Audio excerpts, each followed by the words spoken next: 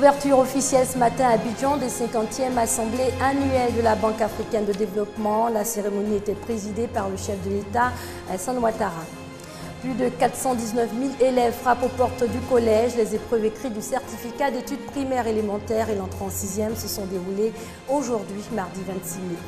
La France annonce le gel de sa coopération avec le Burundi dans les domaines de la police et de la défense. Bonsoir à tous et merci de vous informer sur RTI 2. Ouverture officielle ce matin à Abidjan des 50e assemblées annuelles de la Banque africaine de développement. C'était en présence du chef de l'État, Alassane Ouattara, et de bien d'autres chefs d'État africains. Près de 4500 délégués et participants en 5 jours pour s'accorder sur la position de l'Afrique face au nouveau paysage mondial, thème général de cette rencontre qui coïncide avec le retour définitif du siège de la BAD en Côte d'Ivoire et le cinquantenaire de l'institution. L'élection du nouveau patron de l'organisme interviendra le jeudi 28 mai. On écoute le président de la République, Alassane Ouattara. Chers amis de la Banque africaine de développement, bon retour chez vous à Abidjan. Nous vous y attendions et vous nous avez manqué. Le gouvernement, le peuple de Côte d'Ivoire et moi-même sommes fiers et heureux d'accueillir, après plus de 10 ans d'absence, la 50e édition des assemblées annuelles de la Banque africaine de développement et la 41e assemblée du Fonds africain de développement autour du thème « L'Afrique et le nouveau paysage mondial ». Je voudrais exprimer ma profonde gratitude aux autorités et au peuple tunisien qui ont accueilli dans leur pays durant cette période difficile pour la Côte d'Ivoire, la Banque africaine de développement. Merci, chers frères de Tunisie. Merci pour votre hospitalité. Et l'on s'intéresse à présent au quotidien de la population de Sanguiné, à Mans, dans l'ouest de la Côte d'Ivoire. Ça s'améliore côté approvisionnement en eau potable. La localité a désormais son château d'eau. Un don du président de la République, Alassane Ouattara. La mise en service de l'infrastructure a donné lieu à une fête populaire. Le reportage de Ève Boué. Pendant de nombreuses années, les habitants de Sanguiné, ville de la région du Tonkpi, peinaient à avoir de l'eau potable pour satisfaire leurs différents besoins. Souvent, les femmes s'étaient déplacées pour aller à au moins 1 kilomètre. Il y a une source d'eau. Chaque mois, nous, on met de l'eau de javel dedans. Et souvent, il y a les bêtes dedans. Fatigant. 2015 sonne l'année de la délivrance. Un château d'eau, dont du président de la République, est inauguré. Une journée de reconnaissance est alors organisée par les filles et fils de Sanguiné. Ado Noué. Noué en Yacouba, c'est le mot par excellence qui veut dire merci. Merci à Alassane Ouattara. Alassane Ouattara a promis qu'il donne de l'eau à Sanguiné. Et ces choses sont faites aujourd'hui. Le président de la République a aussi permis à la majorité de nos populations à revenus faibles de bénéficier du vaste programme d'abonnement à la source de site au tarif social de 20 000 francs. Parrain de cette cérémonie, Gilbert Koné Kafana prône le rassemblement autour de la politique du président Alassane Ouattara. Il s'agit donc par ces actions, parce qu'il a toujours été dit, sans union, sans paix, il ne peut pas avoir de développement. Et vous avez devant vous, nous avons avec nous le champion du développement. Et donc il nous appartient de nous rassembler autour de lui pour qu'il accomplisse l'œuvre qu'il a décidé de faire pour la Côte d'Ivoire. De l'eau potable, un ouf de soulagement pour les populations de Sanguiné. Reste à faire face à la question du réseau électrique qui présente encore des insuffisances. Plus de 400 000 élèves frappent aux portes du collège. Les épreuves écrites du certificat d'études primaires élémentaires et l'entrée en 6e se sont déroulées ce mardi 26 mai. Les compositions se sont achevées cet après-midi par l'épreuve de mathématiques. Konaté Moussa. 419 591 candidats affrontent depuis ce mardi 26 mai les épreuves écrites du CPE et de l'entrée en 6e. Ils sont répartis dans 1833 centres d'examen sur tout le territoire national. Dans la matinée, les élèves ont composé dans 3 matières, exploitation des textes, éveil au milieu et orthographe. Ce sont les mêmes questions qu'on a fait parce qu'on nous a donné et a bien étudié mes leçons. Les questions n'étaient pas très faciles. J'ai trouvé ça facile parce que j'ai bien étudié mes leçons. Depuis la matinée, tout s'est bien passé. En tout cas, on n'a pas constaté assez d'absence. Ici, il y a un élève qui n'est pas venu. Donc, jusqu'à présent, ça va. Les enfants sont vraiment corrects. Voilà, disciplinés, ça va.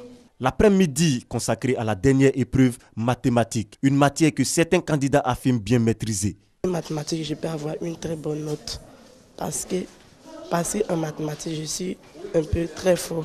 Pour ce qui est maintenant une tradition, la ministre de l'Éducation nationale et de l'enseignement technique s'est rendue dans des centres d'examen de la commune de Bingerville. Objectif, se rendre compte du bon déroulement des épreuves. Nous sommes à un moment très important de notre calendrier scolaire. C'est le moment des évaluations. Pour nous, la période des examens, c'est une période d'évaluation aussi bien pour les élèves que pour les enseignants. Tout se déroule très bien partout, dans tous les centres de Côte d'Ivoire. Les épreuves écrites du CEPE et de l'entrée en 6e marquent le départ des examens à grand tirage session 2015. Rendez-vous est pris le 6 juin prochain pour la proclamation des résultats. Ensuite, ce sera le tour des écrits du BEPC du 8 au 12 juin 2015. Des nouvelles de l'étranger, début hier au Burkina Faso de l'exhumation des corps du capitaine Thomas Sankara, le père de la Révolution, et de ses 12 compagnons tués le 15 octobre 1987. Les travaux se sont poursuivis aujourd'hui. Burkina Faso exhume la dépouille de Thomas Sankara. L'ex-président assassiné en 1987 lors d'un coup d'État avait été enterré alors à la sauvette.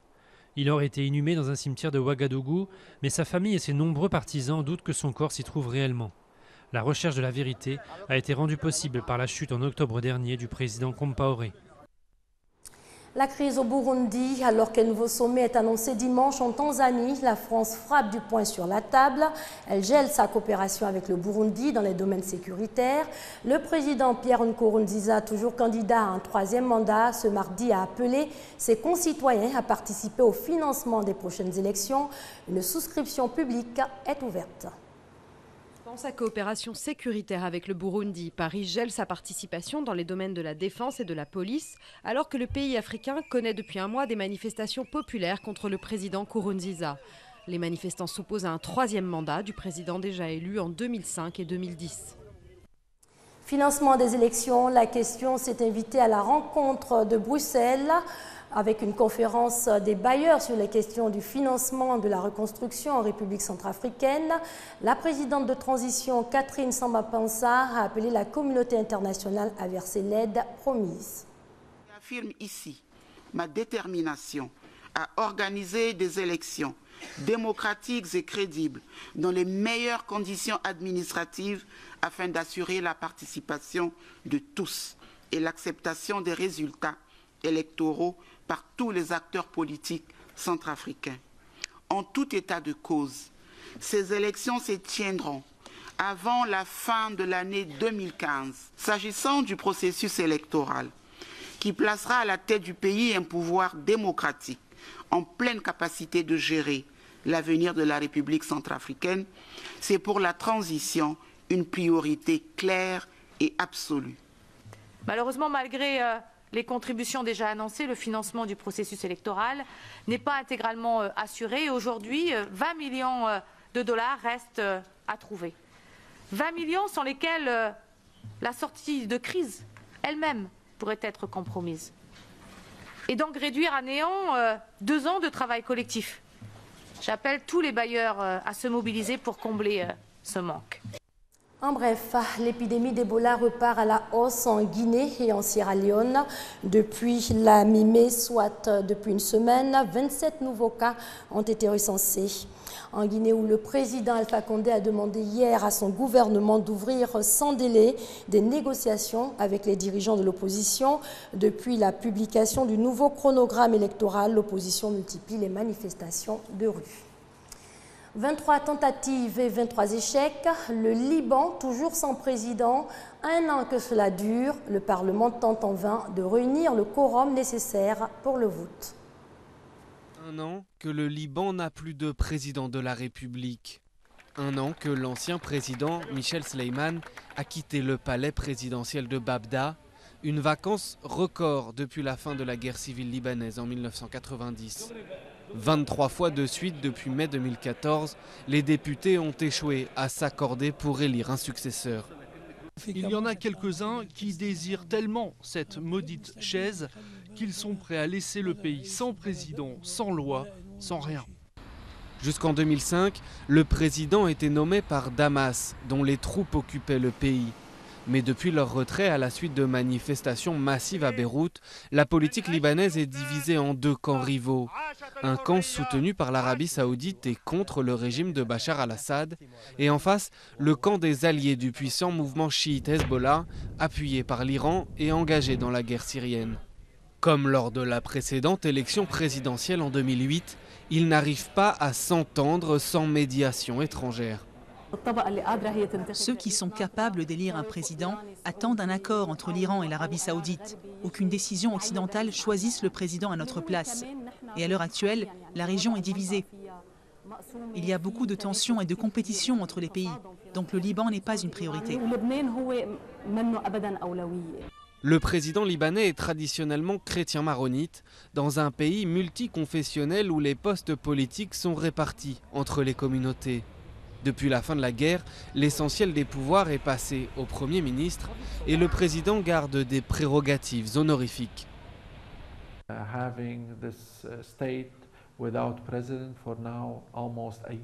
Avoir cet État sans président pour maintenant presque un an mine la crédibilité du pays en tant qu'État viable, capable d'attirer les investissements, de jouer son rôle d'institution légitime dans la communauté internationale. Le Liban fait face aux difficiles répercussions du conflit syrien, notamment à un afflux massif de plus d'1 million de réfugiés, près du quart de la population du pays. Et face aux divisions accrues de la politique libanaise, il a plus que jamais besoin d'une figure de rassembleur. En image, une large partie de l'Inde, y compris New Delhi, subit une vague de chaleur avec des températures frôlant les 50 degrés Celsius. La canicule a déjà tué plus de 800 personnes. Il est fortement recommandé aux populations de boire de l'eau et de ne pas sortir ou de se couvrir la tête, le cas échéant. On termine sur ces images aux États-Unis, ces violentes inondations au Texas. Les secours recherchaient de nombreuses personnes portées disparues après de fortes inondations causées par des pluies torrentielles. Elles ont fait au moins 3 morts et détruit des centaines d'habitations. C'est la fin de cette édition. Merci à vous de l'avoir suivi. Excellente soirée sur les antennes de l'RTI, la marque du service public.